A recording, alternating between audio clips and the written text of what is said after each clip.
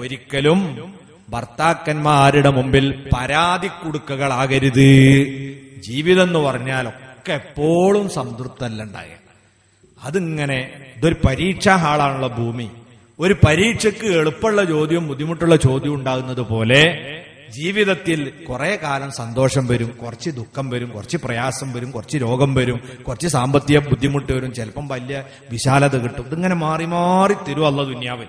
ആ സമയത്തൊക്കെ സഹകരിച്ചു പോകണം. എന്തെങ്കിലും ഒരു ബുദ്ധിമുട്ട് വരുമ്പോഴേക്ക് അവിടെ പരാതി പറയുക, ഇങ്ങനത്തെ ആളായി നമ്മൾ മാറരുത്. അള്ളാന്റെ ഹബീബിന്റെ മുമ്പിൽ അതാ ഒരു സഹോദരി വരുന്നു. അത് മറ്റാരുമല്ല സയ്യിദുന സഫ്വാൻ ഇബ്നു മുഅത്തൽ റളിയല്ലാഹു അൻഹുവിന്റെ ഭാര്യയാണ്. അവര് വന്നിട്ട് എന്താ പരാതി പറയുന്നു, നബിയെ എന്റെ ഭർത്താവാണ് ഈ ഇരിക്കുന്ന സഫ്വാൻ തങ്ങള്.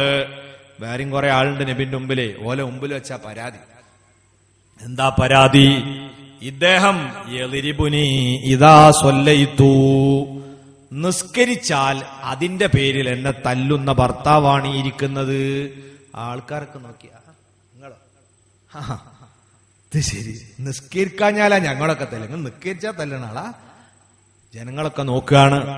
പിന്നെ പറഞ്ഞു, മാത്രമല്ല യുഫത്തിറുനി ഇദാ സുംതു, നോമ്പെടുത്താൽ എന്നെ നോമ്പ് മുറിപ്പിക്കുന്ന ഭർത്താവാണ് ഇയാള്. ആൾക്കാർക്ക് അത്ഭുതം തോന്നി. എന്നാ തീർന്നോ? ഇല്ല. വലാ യുസല്ലിൽ ഫജ്റ ഹത്താ തത്ലു അശംസു, സൂര്യൻ ഉദിക്കാതെ മൂപ്പര് സുബഹിയും കേൾക്കൂല. പടച്ചറബേ, ഭാര്യ ഭർത്താവിനെ കുറിച്ച് ആൾക്കാർ മുമ്പെന്ന് പരാതിയാ. ഇനിയിപ്പോ ഈ ആൾക്കാർ മുമ്പെന്ന് തന്നെ വിചാരണ ചെയ്യാൻ ഞാൻ ഇയാളെ കുറിച്ച് ജനങ്ങൾ തെറ്റിദ്ധരിക്കൂലേ?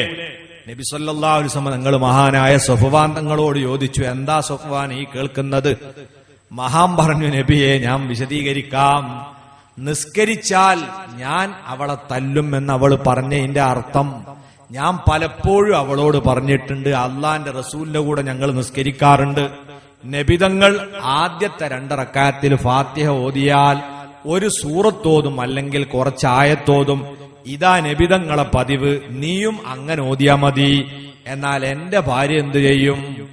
ഓള് ഫാത്തിഹ കഴിഞ്ഞാൽ ചിലപ്പോ അൽബക്കറ തുടങ്ങും. ഞാൻ വിചാരിക്കുന്ന അത് കഴിഞ്ഞാൽ ഓള് കടക്കാൻ വരിക്കുന്നു, പിന്നെ ആലുംബ്രാനാണ് തുടങ്ങുക. ഇത് ചില പെണ്ണുങ്ങൾക്ക് ഇങ്ങനെ ഒരു സ്വഭാവമുണ്ട്, ഇബാദത്ത് ഭർത്താവിനെ പരിഗണിക്കാതെ ഇബാദത്ത്. ഇവരും നേരം വിളിക്കുന്നതിന് മുമ്പ് നീച്ച് പണിക്ക് വേണ്ടി ആൾക്കാരാണ്, ഇവരോട് സഹകരിക്കണ്ടേ? അപ്പൊ ഇബാദത്തിന് നബിതങ്ങൾ വെച്ചൊരു രീതിയാണല്ലോ. അപ്പൊ നമ്മള് മറ്റുള്ളവരും കൂടി പരിഗണിച്ചുകൊണ്ട് പരമാവധി കുറക്കേണ്ട സമയത്ത് കുറക്കണല്ലോ. അതുപോലെ കുറക്കാതെ ഇവള് 2ഉം 3ഉം ഒക്കെ സൂറത്ത് ഒരു നിസ്കാരത്തിൽ ഓതും. അത് ഓതരുത് എന്ന് ഞാൻ പലപ്പോഴും പറഞ്ഞിട്ടും പിന്നെയും ആവർത്തിച്ചത് കൊണ്ടാ ഞാൻ തച്ചത്. അപ്പൊ നബിതങ്ങൾ പറഞ്ഞു, അതിലിപ്പോ സഫ്വാന്റെ അടുത്ത് തെറ്റില്ലല്ലോ, ഞങ്ങളൊക്കെ ഇപ്പം ഇവിടെ നിസ്കരിക്കുന്നത് ഒരു സൂറത്ത് ഓതിയിട്ടല്ലേ, അങ്ങനെ പോരെ.